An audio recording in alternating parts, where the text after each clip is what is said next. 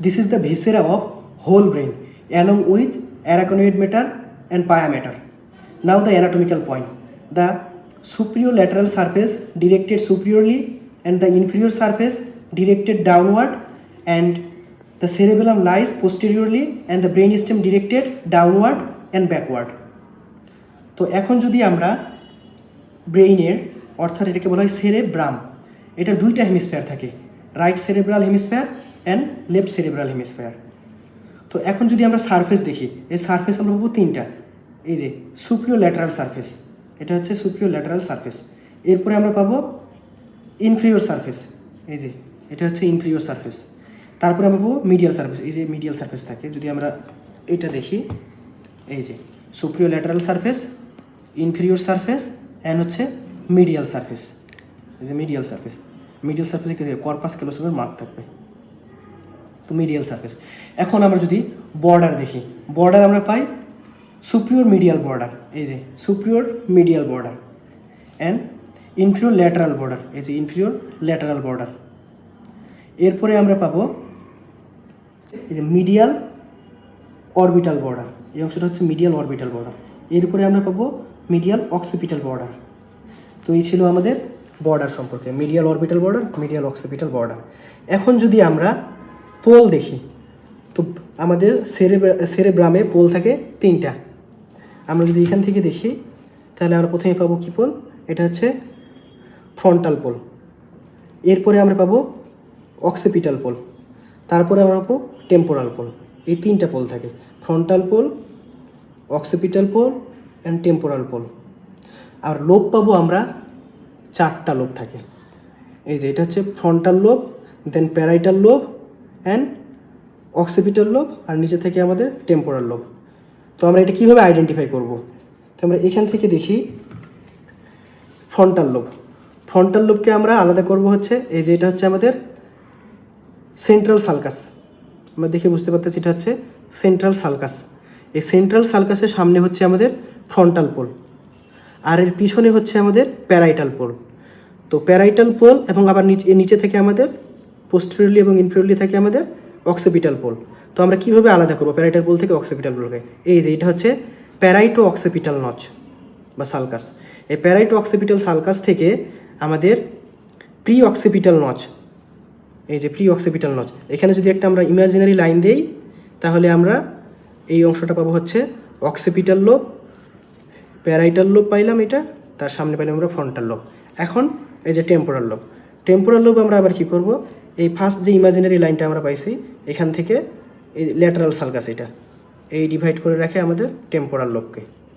তাহলে আমরা লোব পাইলাম চারটা, frontal lobe, parietal lobe, occipital lobe এবং টেম্পোরাল লোব।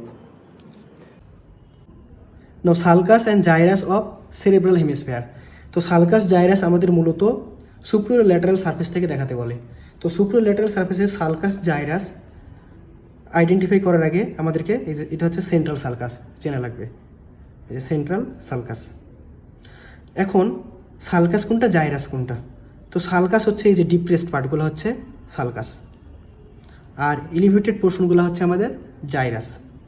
তো এই সেন্ট্রাল সালকাস থেকে সামনে হচ্ছে আমরা যদি ফ্রন্টাল লোবেরটা আগে দেখি সালকাস জাইরাস, তাহলে সেন্ট্রাল সালকাসের সামনে থাকে হচ্ছে আমাদের প্রি সেন্ট্রাল জাইরাস, এটা হচ্ছে প্রি সেন্ট্রাল জাইরাস। আর তারপর তার সামনে থাকে ফ্রন্টে থাকে হচ্ছে প্রি সেন্ট্রাল সালকাস, এই যে প্রি সেন্ট্রাল সালকাস। এরপরে আমাদের ফ্রন্টাল লোবে অ্যাভব অ্যান্ড বিলোতে দুইটা পার্টে ভাগ হয়। উপর হয় আমাদের superior frontal sulcus and inferior frontal sulcus.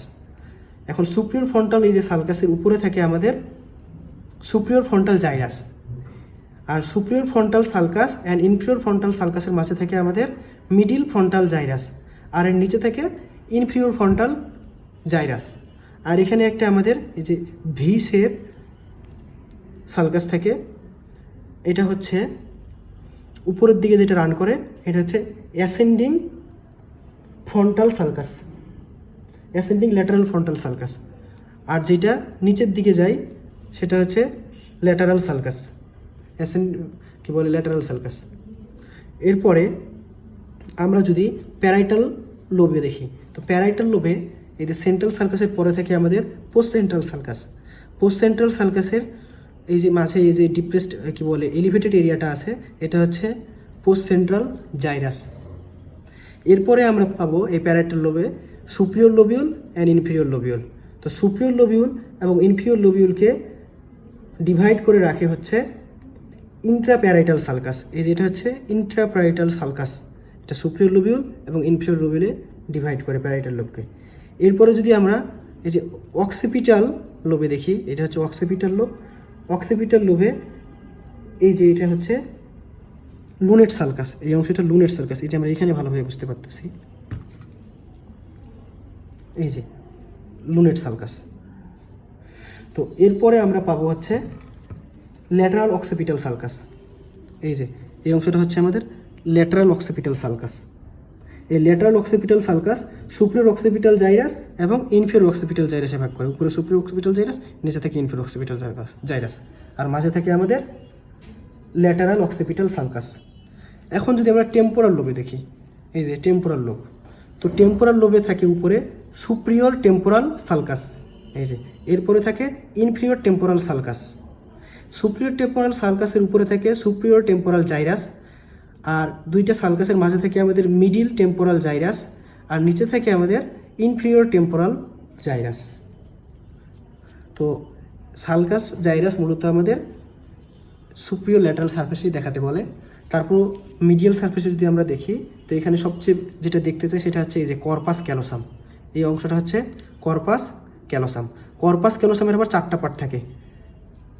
এই যে এখানে থেকে হচ্ছে রোস্ট্রাম, কর্পাস ক্যালোসাম থেকে এখানে উঠে গেছে, ভালোভাবে নাই, তো রোস্ট্রাম। এরপরে থাকে জেনু, তারপর হচ্ছে বডি ওর ট্রাঙ্ক, এবং সবশেষে থাকে আমাদের স্প্লেনিয়াম। এখন অনেক সময় আমরা আইডেন্টিফাই করতে পারি না যে যখন আমাদের একটা সেরিব্রাল হেমিস্ফিয়ার দেওয়া হয় যে মিডিয়াল কোনটা আমাদের অ্যান্টেরিয়রলি থাকবে, কোনটা পোস্টেরিয়রলি থাকবে, আমরা আইডেন্টিফাই করতে পারি না। তাহলে এটা আইডেন্টিফাই করার জন্য আমরা দেখব এই যে জেনু যেই পার্টটা আছে কর্পাস ক্যালোসামের, এই জেনু থেকে ফ্রন্টাল পোলের ডিস্টেন্স হচ্ছে 4 সেন্টিমিটার। আর এই যে আমরা সবশেষে দেখছি স্প্লেনিয়াম, এই স্প্লেনিয়াম থেকে অক্সিপিটাল লোবের ডিস্টেন্স থাকবে প্রায় 6 সেন্টিমিটার। মানে পোস্টেরিয়রলি আমাদের ডিস্টেন্সটা কি বেশি থাকতেছে, অ্যান্টেরিয়রলি কম থাকতেছে। তাহলে আমরা বুঝতে পারতেছি এটা অ্যান্টেরিয়র সাইড, এটা হচ্ছে পোস্টেরিয়র সাইড। আমরা যদি উল্টা করে ধরতাম তাহলে এই ডিস্টেন্সটা বেশি হয়ে যেত, এটা হবে না। তাহলে হচ্ছে আমাদের এটা লেফট সেরিব্রাল হেমিস্ফিয়ার। তো এই কর্পাস ক্যালোসাম থেকে 1 সেন্টিমিটার উপরে থাকে হচ্ছে সিঙ্গুলেট সালকাস, এই যে সিঙ্গুলেট সালকাস। আর এই সিঙ্গুলেট সালকাসের মাঝে বা নিচে যে জাইরাসটা থাকে এটাকে বলা হচ্ছে প্রিকিউনিয়াস। আর এখান থেকে আরেকটা মানে আমাদের সালকাস দেখতে চাই, সেটা হচ্ছে ক্যালকারাইন সালকাস। এই যে অক্সিপিটাল লোবের মিডিয়ালে থেকে ক্যালকারাইন সালকাস। তো সালকাস জাইরাসের মধ্যে এতটুকু জানলেই হয় আমাদের।